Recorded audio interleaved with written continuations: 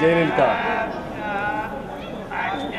Jail శిక్షను నిరసిస్తూ మేము తమిళనాడు రాష్ట్రంలోని తమిళనాడు తెలుగు యువ శక్తిగా మా బాధ్యతగా మేము ఈరోజు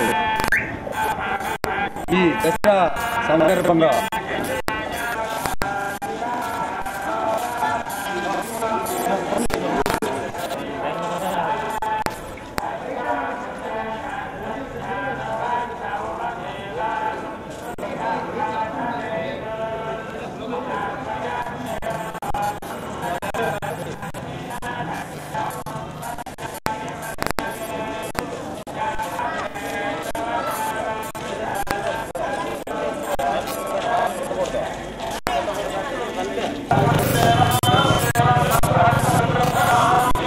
తెలుగు అధ్యక్షుడు ఇటీవల మా నాయకురాలు జయలలిత గారు జైలు శిక్షను నిరసిస్తూ మేము ఎన్నో రకాల కార్యక్రమాలు చేపట్టాము.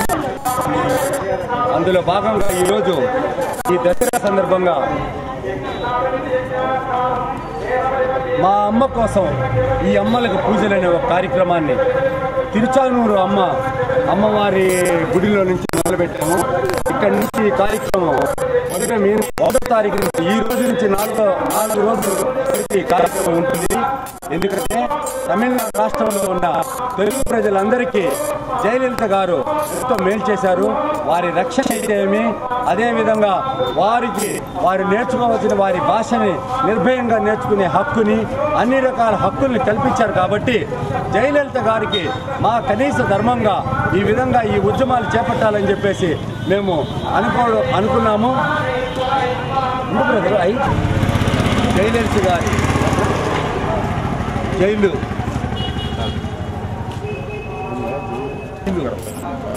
శిక్ష తీర్పుని నిరసిస్తూ తమిళనాడు తెలుగు ఆధ్వర్యంలో గొప్ప కార్యక్రమాలు చేపడుతున్నాము. అందులో భాగంగా ఈరోజు మా అమ్మ కోసం ఈ అమ్మలకు పూజలు అనే కార్యక్రమం పద్మావతి అమ్మవారి సమక్షంలో తిరుచానూరు నందు చేపట్టడం జరిగింది. ఇక్కడి నుంచి ఈ యాత్ర మా కంచి కామాక్షి, మధుర మీనాక్షి, అదేవిధంగా మైసూర్ చాముండేశ్వరి ఆలయాల్లో ఈ దసరా సందర్భంగా ఈ 4 రోజులు ఈ కార్యక్రమాన్ని చేపట్టాము.